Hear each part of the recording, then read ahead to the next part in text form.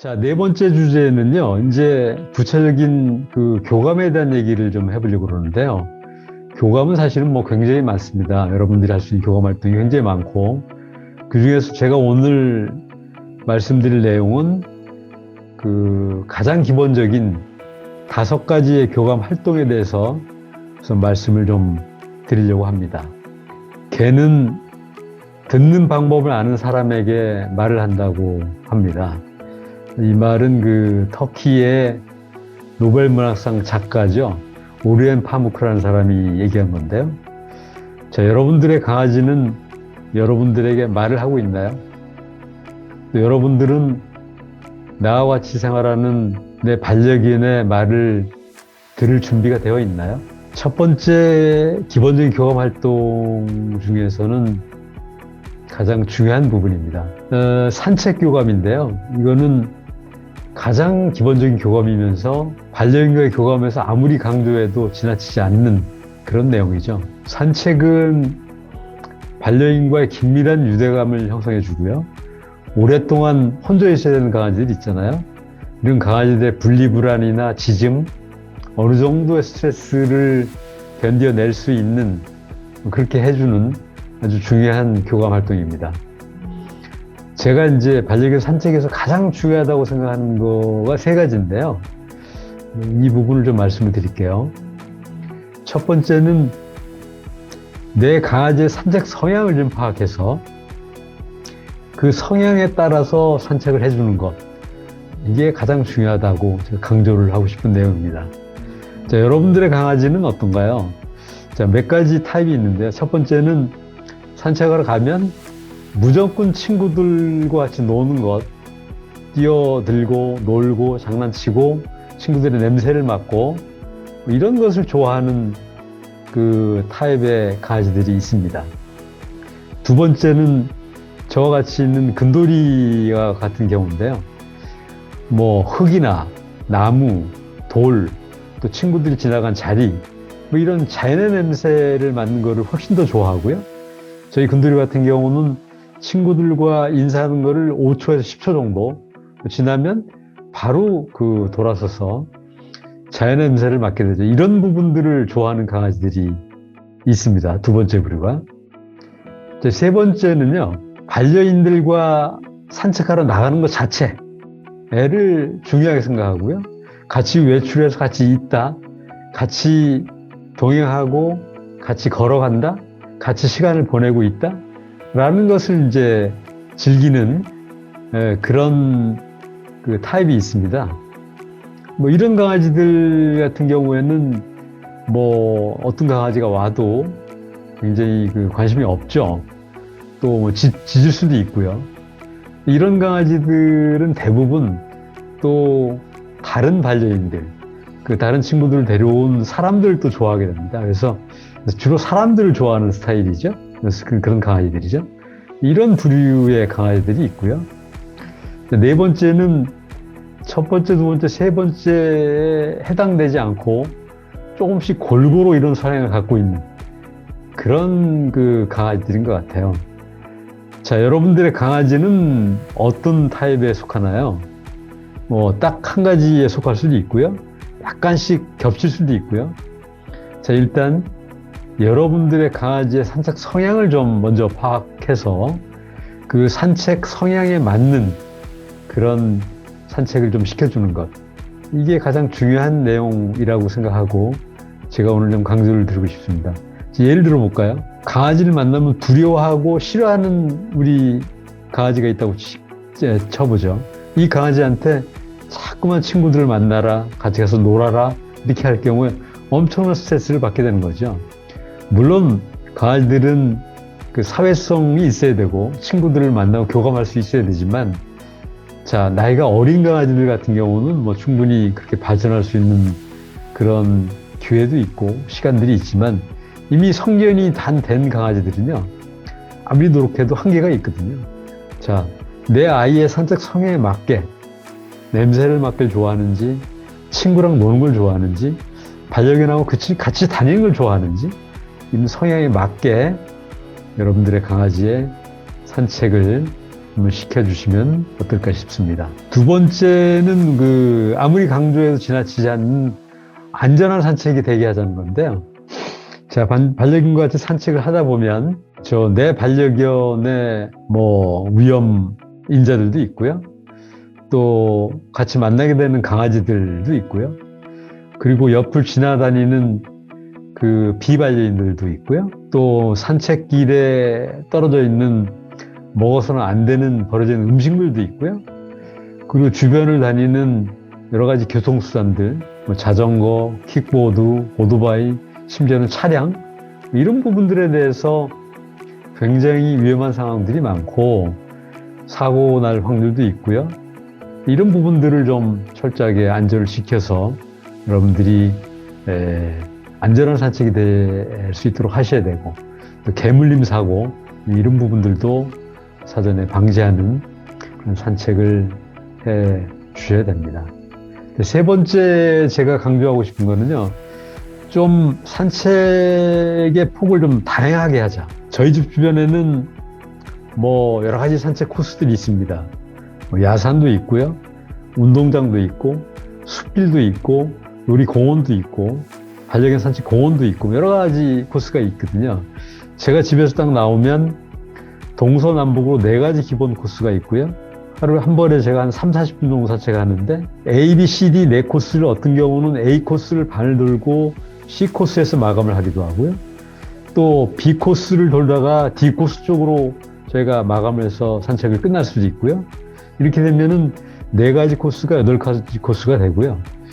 또 예를 들면 차를 타고 10분이나 20분 정도 가면 훨씬 더 양호한 환경이 있는 산책 코스들이 있습니다. 저희 집 주변에도 숲길이 나온다거나 천변이 나온다거나 어떤 공원이 나온다거나 이런 데를 가기도 하고요. 이렇게 저렇게 따지면 제가 우리 근도를 위해서 산책할 수 있는 코스가 대략 한 20여 가지 정도가 나오거든요. 거기에 따라서 또 코스도 변해주고 시간도 변하게 해주고 코스를 가는 순서도 바꿔주고 또 때로는 다양한 어떤 산책길을 갈 수 있게 해주는 것, 이런 부분들이 굉장히 반려견 산책에 있어서 중요하다고 생각합니다. 자, 두 번째 기본적인 교감 활동은요, 눈 맞추기인데요. 아까 말씀드린 것처럼 옥시토신이 분비가 되죠. 반려견하고 눈을 맞추면요. 또 반려견들은 편안함과 안정감을 갖게 되고요. 최고의 교감 활동이 됩니다. 처음에 하면 아이들이요, 이 반려인들하고 눈을 좀 잘 못 맞추게 되거든요. 근데 포기하지 마시고 점점 거리를 좁혀가지고 꾸준히 조금씩 시간을 늘려보면 어느새 우리의 눈을 쳐다보게 됩니다. 이 눈 맞춤할 때 눈만 이렇게 바라보지 말고 부드럽게 얘기를 해주면 훨씬 더 효과적이 됩니다. 자, 세 번째 기본적인 교감 활동은 얘기해 주는 건데요. 얘기해 주는 기본 원칙이 있습니다. 짧게 얘기해 주고 명확하게 얘기해 주고 그리고 부드럽게 얘기를 해줘야 됩니다. 강아지들은 사람이 얘기하는 긴 단어나 긴 문장, 어려운 문장 구조를 이해할 수 없거든요. 짧게, 간명하게, 간결하게, 그리고 부드러운 언어로. 이게 가장 얘기해 줄 때 기본적인 원칙입니다. 저도 이제 근돌이하고 눈 맞추기를 할 때 근돌이한테 얘기를 좀 많이 해주는 편이고요. 때로 저는 눈을 보고 얘기하기도 하지만 귀에다 대고 이제 속삭임으로 얘기를 해주기도 합니다. 아침에 출근할 때나 저녁에 또 어디 나갈 때 저는 근돌이한테 아빠가 오늘 몇 시에 들어올 거야? 또는 아빠가 오늘 등산 약속 있어서 가는데 몇 시에 들어올 거지? 올 거야. 그때까지 기다리고 있어? 아빠가 들어오면 너랑 산책하러 나갈 거야?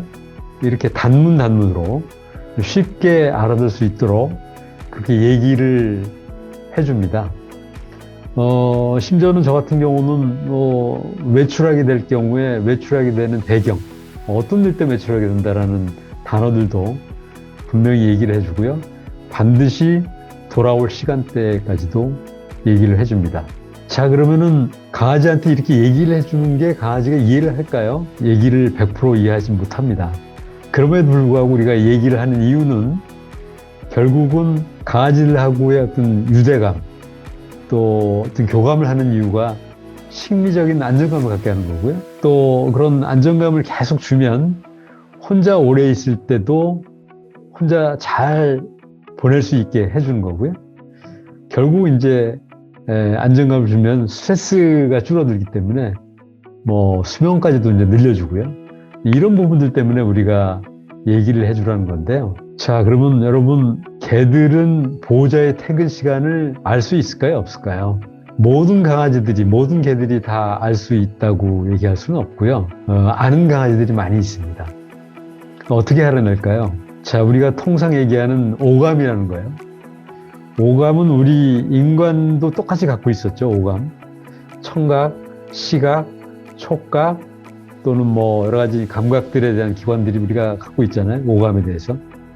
근데 우리 인간들은 말을 배우기 시작하면서, 그 다음에 요즘 전자기기를 많이 쓰게 되면서 이런 오감들이 우리 몸속에서 점점 이루어지게 됩니다, 오감들을. 그래서 결국은 우리가 갖고 있는 기본적인 감각들이 점점 무뎌지고 있는 거죠. 그런데 비해서 강아지들은 아직도 그 오감이 살아 있습니다. 청각 굉장히 발달되어 있죠. 시각 발달되어 있죠. 후각 발달되어 있죠. 애들은 굉장히 그런 부분들이 발달되어 있고요. 이런 오감을 다른 말로 뭐라고 할까요?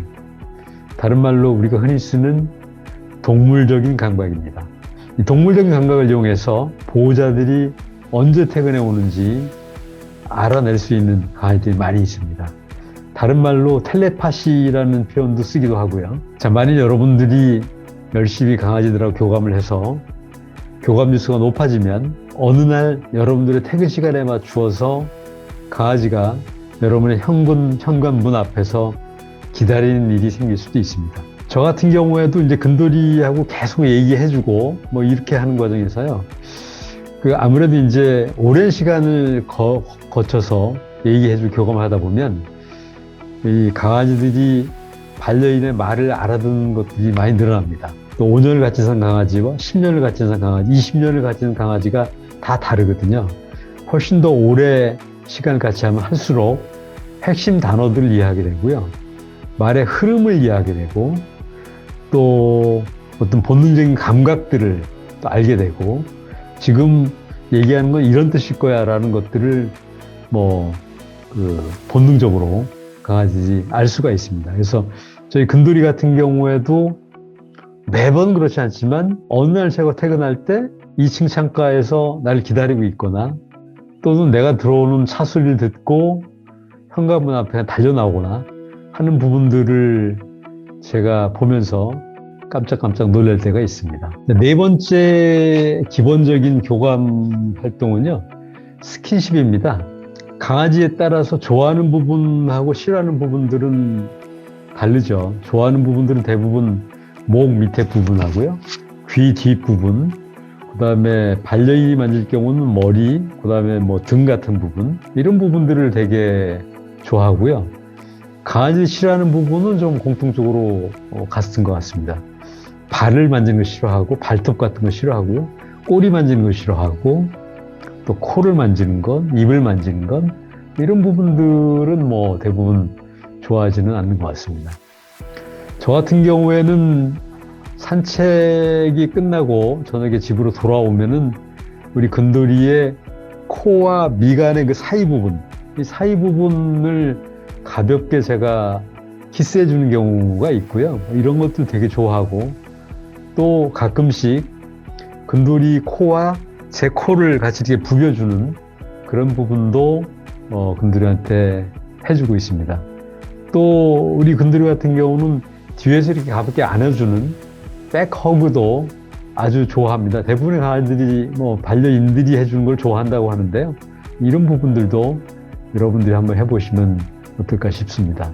강아지 스킨십에 있어가지고 두 가지 한번 기억해 보세요. 첫 번째는 내가 어느 부위를 만졌을 때 강아지를 존다, 또는 무념무상으로 눈을 감고 즐기고 있다. 그럼 대부분이 좋아하는 거고요. 계속 하셔도 되고, 또 어느 부분을 만졌을 때 눈을 크게 뜨고 굉장히 긴장한다. 그러면은 만져야 되지는 않아야 될 부분입니다. 조금 싫어하는 부분이 되겠죠.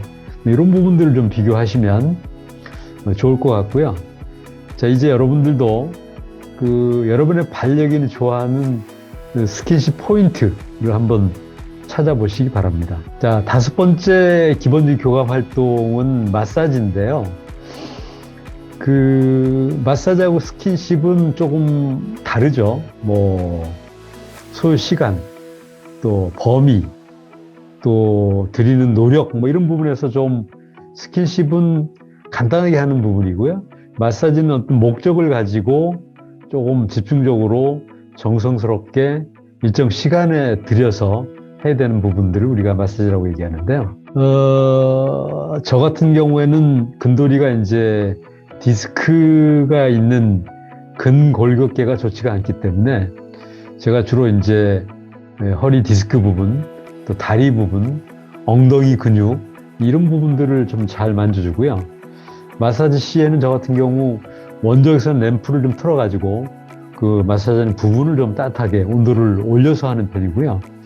가끔은 복부 마사지도 좀 해주고, 그리고 근돌이가 노령견에 이제 막 들어왔기 때문에 노령견들이 좋지 않은 눈 주위, 머리 부분, 또는 입 주위 이런 부분들을 교대로 마사지를 해주는 편이고요. 저도 아로마 향을 좀 써서 그 오일을 가지고 마사지를 해본 적이 있는데 이런 부분도 좋은 것 같아요. 향 마사지라는 것이 아이들의 심리적인 그 안정에 도움이 되기 때문에 자기 강아지가 좋아하는 향을 좀 찾아내서 그 강아지를 가지고 심리적으로도 안정이 될 수 있는 그런 오일 마사지, 향 마사지도 한번 해보시라고 권해보고 싶습니다. 강아지 마사지 하는데 주의할 사항이 한 2가지 정도가 있는 것 같아요.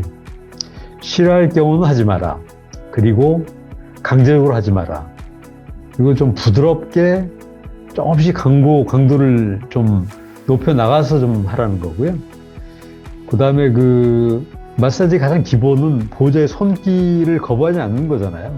보호자의 손길을 닿았을 때 거부하지 않게 하는 것. 이게 교감이고 이게 마사지의 기본이기 때문에 손길을 처음부터 부드럽게 대서 정말 우리 아이가 편하게 느끼고 졸게 해주고 잠잘 수 있는 분위기를 만들어주는 것. 이게 가장 마사지의 기본인 것 같습니다.